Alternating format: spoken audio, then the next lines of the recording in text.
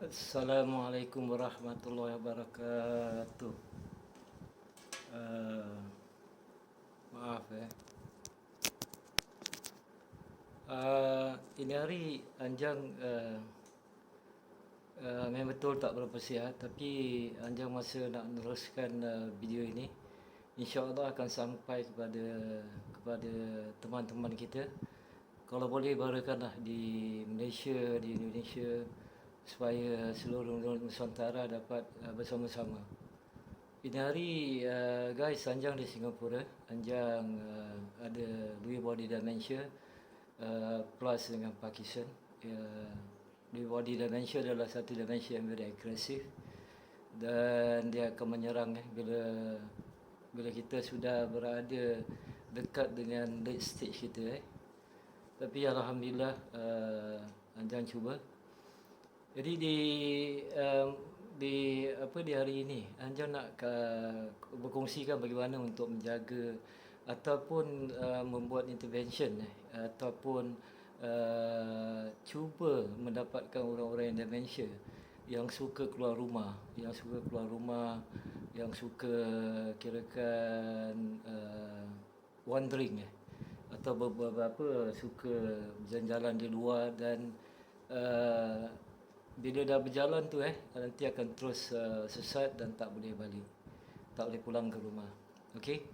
Di Singapura kita ada application app dementia friendly, di mana kita dalam app itu sekiranya kalau ada orang-orang kita sayang yang menghadapi dementia, kita boleh masukkan dalam app tu.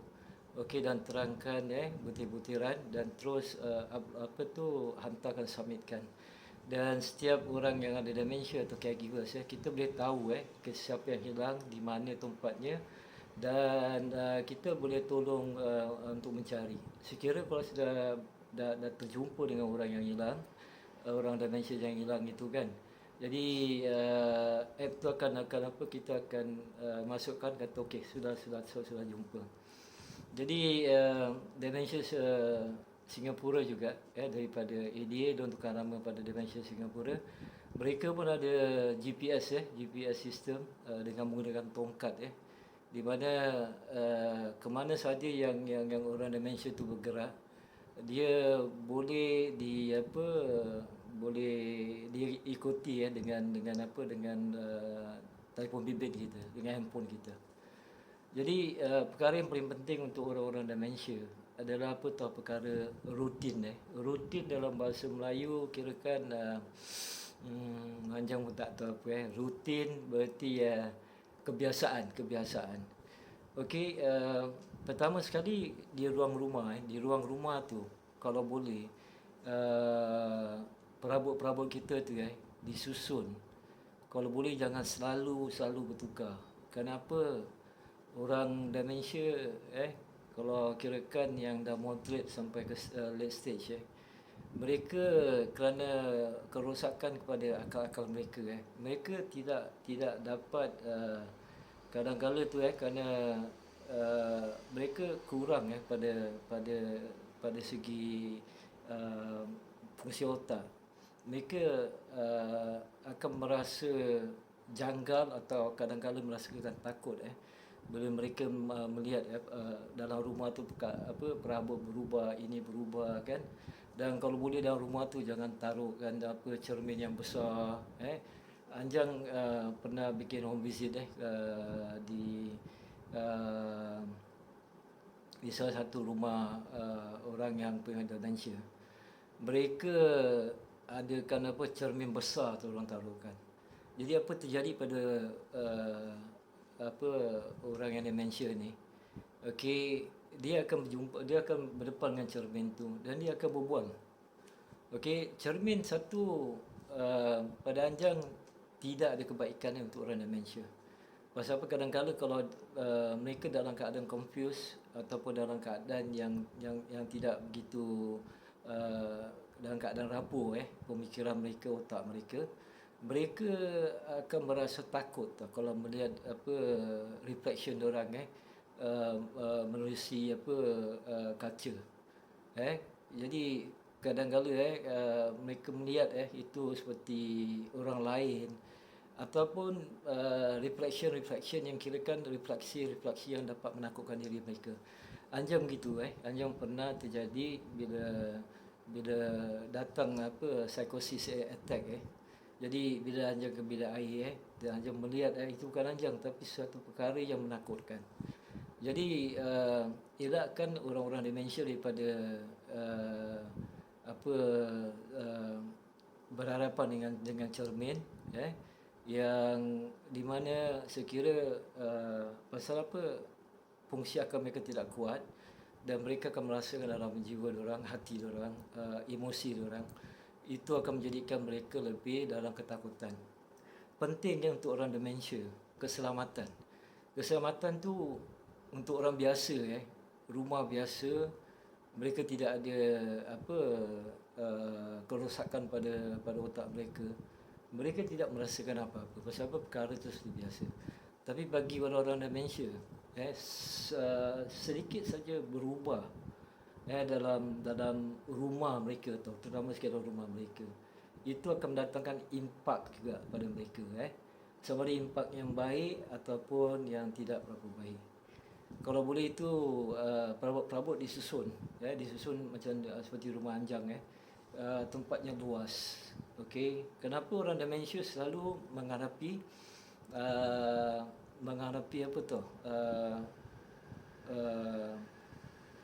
menghadapi mabuk regulation of blood pressure kadang-kadang turun, kadang-kadang naik Jadi ini boleh disebabkan oleh beberapa aspek, terutama sekali pada pada aspek-aspek ubat-ubatan yang mereka makan. Okey, selalunya ubatan-ubatan demensia dia hanya untuk menutupkan simptom tu saja. Jadi siapa yang makan ubat dia akan merasa melayang, dia akan merasa macam diam di mana itu ubatan-ubatan tu especially anti depression dia akan membendamkan perasaan, dan orang demensia itu akan akan terus hilang makna mereka akan terus diam. Jadi itu pun tidak begitu baik pasal apa? Dah terbukti ubat-ubat demensia ni lebih memudaratkan daripada mendatangkan kebaikan. Jadi cara yang paling baik adalah cara perawatan semula jadi. Itu akan Anjang terangkan lagi di video yang lain, di mana kita menggunakan shock conscious mind kita, di mana kita mempelajari tentang neuroplasticity, macam mana neurogenesis, macam mana kita mendengarkan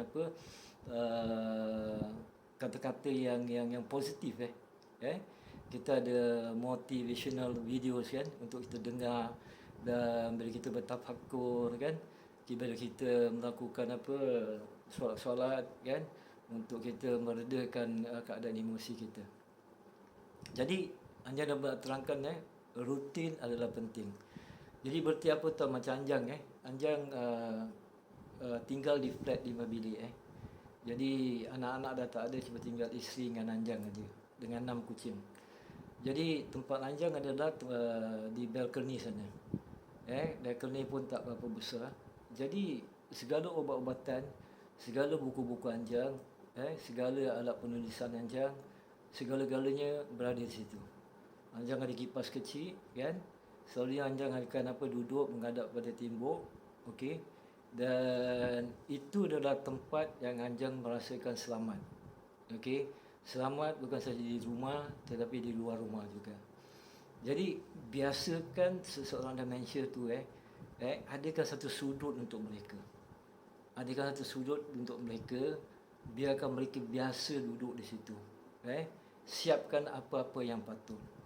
Kalau ada keperluan untuk diorang katakan okey, diorang bangun pagi. Okey, bangun pagi caregivers siapkan minuman untuk diorang. Kalau katakan yang sudah lebih pada moderate kadang-kala mereka akan hilang mereka akan stare into blanks mana diorang tak tahu apa terjadi. Jadi adakan kebiasaan tu, biarkan mereka duduk, caregivers datang, peluk mereka, berikan kata-kata apa, kasih sayang pada mereka. Jadi mereka akan merasakan selamat. Anjang tahu ada orang-orang demensia, pesakit demensia yang suka keluar rumah. Demensia pada demensia, warna hitam adalah warna yang tidak baik untuk mereka. Okey, kalau katakan kalau di lantai kalau diletakkan kapet hitam tu. Jadi orang melihat pasal apa mata demensia akan affected tu. Okey, akan affected. Okey, lebih-lebih lagi kalau kita ada kencing manis. Kencing manis tu dia akan membawa apa tau, banyak gula tau. Banyak gula. Dan bila banyak gula, glukos akan naik. Insulin pun akan naik. Dan itu akan apa tau, merosakkan bahagian dalam tubuh kita. Jantung kita, buah pinggang kita, urat saraf kita kat dalam sini. Jadi dia akan naik kepada otak. Okey, kita ada diabetes type 1, type 2. Apa-apa yang berlaku pada otak, glukos tinggi, okey, dinamakan diabetes type 3. So harus ada rasa selamat untuk pesakit-pesakit demensia. Okey, biasakan mereka. Adakan rutin, adakan kebiasaan untuk mereka. Biar mereka duduk di situ. Biar mereka duduk di situ. Pasal apa? Bila sudah moderate ke late stage tidak banyak perkara yang kita dapat lakukan. Daripada kita nak bergaduh kan. Pasal apa? 3 perkara yang jangan terangkan kan. Kita jangan argue, jangan reason, dan kita buat intervention. Jadi apa yang kita lakukan adalah apa tu? Intervention tu. Supaya mereka dapat duduk dengan tenang dan mereka dapat apa tu? Dapat biarkan mereka dengan dalam dunia mereka. Okey? Kita jangan pergi pada mereka, kenapa ayah duduk sini aja? Kenapa ayah sibuk sini aja? Itu dah menunjukkan kita argue, kita membantah. Dan ingat orang-orang demensia, bila otak sel-sel mereka dah penuh dengan plaques dengan tangles, synapses orang dah tak baik, segala-gala tak baik, jadi mereka akan menggunakan orang punya emotion lebih. Jadi bagaimana kita nak atasi emotion tu? Kan jangan cakap bila kita berbual dengan mereka kan, mata sama level, dan muka kita senyum. Dan bila kita senyum kan, kita akan pelan-pelan kan capai tangan mereka, gosokkan dia pelan-pelan. Itu nak membuat mereka merasakan selamat. Itu penting. Seorang demensia yang tidak merasa selamat, banyak perkara yang boleh berlaku. Mereka boleh datang satu kemarahan yang besar kerana mereka percaya orang nak cuba kirakan nak cuba do harm pada mereka. Nak bikinkan bahaya kepada mereka. Jadi ini bukan tak betul tak benar. Ini benar. Anjang merasakan tu. Okey. Sebab tu Anjang share pada korang, dan Anjang telah pergi banyak home visit. Anjang telah banyak berbual dengan orang demensia, dan Anjang telah membimbing mereka.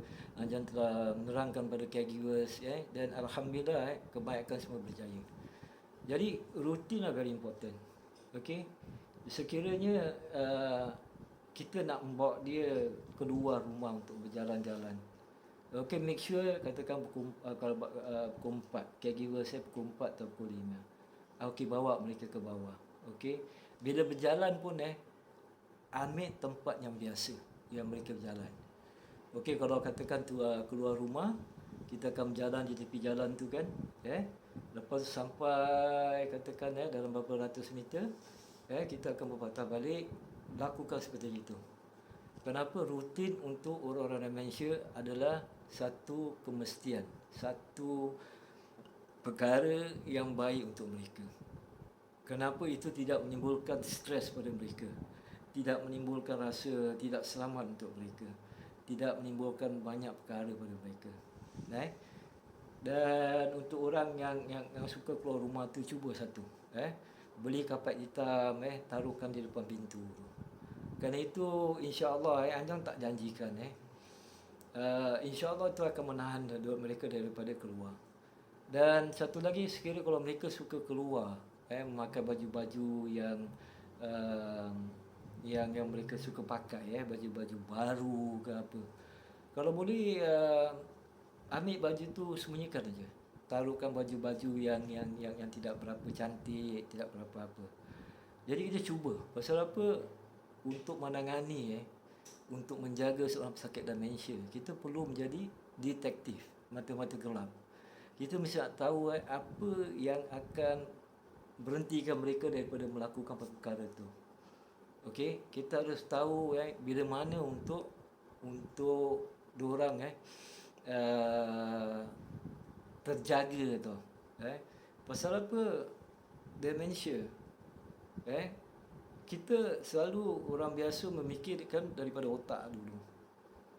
Baru turun ke hati kita. Kalau kita rasa pasal apa otak very simple otak macam mana pun, kalau di mana pun sekalipun, kalau kita berbual, otak sendiri akan apa tu, cuba akan menjaga kita tu. Melainkan kalau hati itu kira-kira hati yang tawaduk, hati yang tak suka berbual, yang menjaga mulut, menjaga lisan. Tetapi otak dijadikan semula jadi untuk apa tu? Untuk menjaga tubuh badan yang Allah Ta'ala berikan. Jadi untuk orang demensia bila sudah moderate to late stage banyak kerosakan otak yang berlaku. Okey, dan dia akan manifest, dia akan menjadi besar.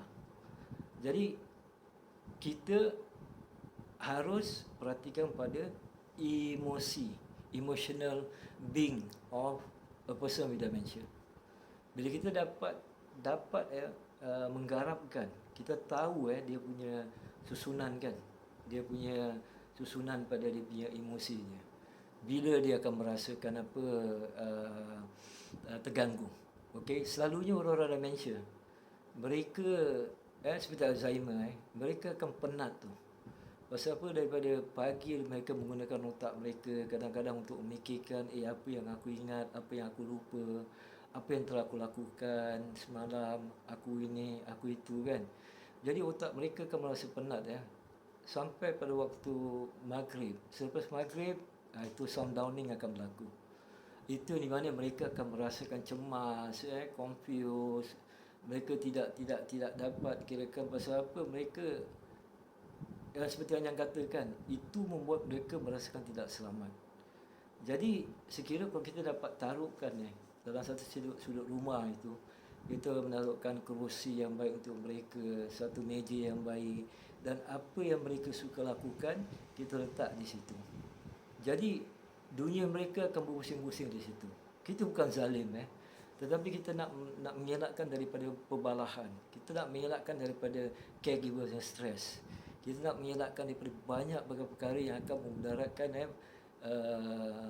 relationship antara caregivers dengan seorang dementia.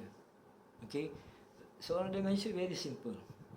Bila mereka melihatkan muka yang manis, yang tersenyum, caregivers, dan bila berbual level eye contact, okey, dan pergi pada prominent side diorang, di mana mereka katakan kalau menulis di tangan kanan, pergi tempat kanan duduk, okey, jangan berdiri daripada atas. Pasal apa? Itu akan buat mereka cemas, itu akan buat mereka sakit hati, itu buat mereka akan merasa agitate, itu akan buat mereka merasakan sesuatu serangan kepada mereka. Jadi kita harus faham nak kena faham betul-betul seorang demensia. Anjang ulang lagi seorang demensia tu mereka kebanyakan menggunakan emosi mereka. Jadi bila seorang caregivers yang telah lama dengan mereka, seperti katakan suami ada demensia dan isteri katakan dah kahwin dah 40 tahun, dia tahu apa yang akan buat suaminya kirakan marah masa sebelum ada demensia. Jadi itu boleh dikaitkan kepada sekarang. Jadi itu yang harus dijaga dengan baik. Okey. Ingat 2.5 bangsa kita sekarang sejak survey 2015. 2.5 bangsa kita berbandingkan dengan 1 bangsa lain mempunyai dementia. Okey, cuba ini Anjang menggalakkan korang Google ataupun YouTube cari YouTube tentang penyakit kencing manis. Macam mana penyakit kencing manis tu berlaku daripada pre-diabetic daripada pre-diabetic tu, macam mana kita nak tahu yang kita akan menghadapi kencing manis. Okey. Jadi belajar gejala-gejala dia semua, belajar apa yang patut dan lepas tu cuba mengelakkan. Yang paling penting kencing manis adalah apa? Kita memasukkan gula Ibarat kata kalau Coke tu kita minum dia melebihi 7 tu sudu gula tu. Dan lepas tu bila kita makan karbohidrat pun akan menjadikan gula. Jadi kita harus bertanggungjawab pada badan kita. Pasal apa? Kerana diabetes seperti Anjang dia boleh menyebabkan dementia tanpa kita sangka. Korang boleh menjadikan anak muda 20 tahun, 30 tahun. Tetapi dalam 20-30 tahun ni kalau tidak dijaga dengan baik, tidak dijaga dengan baik, makan sesuka hati, tidak menjaga makanan korang, pasti Anjang pasti sama ada korang mendapatkan yang onset dementia bawah 65 tahun ataupun dementia yang biasa. Dan ingat yang onset dementia, dia punya apa yang telah dikaji hayat kehidupan untuk yang onset dementia hanyalah 5 sampai 7 tahun. Jadi banyak yang kita harus belajar. Jadi di sini Anjang benar-benar mengharapkan video ni diviralkan, bukan kerana nakkan nama ataupun apa-apa, tetapi sekurang-kurangnya semua orang dapat belajar sedikit sebanyak, memberikan galakan pada semua orang supaya apa? Menjaga badan kita. Memang betul ilmu agama benar. Ilmu agama tu menunjukkan kita menjadi ahlul taqwa dengan ahlul iman. Tetapi kalau sekiranya kalau ada dementia, segala-gala semua habis. Jadi mana penting? Kesihatan dulu ataupun ilmu agama? Pada Anjang sekarang kesihatan lebih baik. Ilmu agama tu pun kirakan baik untuk kita. Jadi jagalah. Jadi akhir kalam sentiasa berselawat kepada Rasulullah SAW, sentiasa berzikir, ingat pada Allah, lakukan amal-amal yang baik. Dan memviralkan video ini adalah satu amal jariah untuk korang. Kita tak tahu siapa yang kita akan dapat bantu.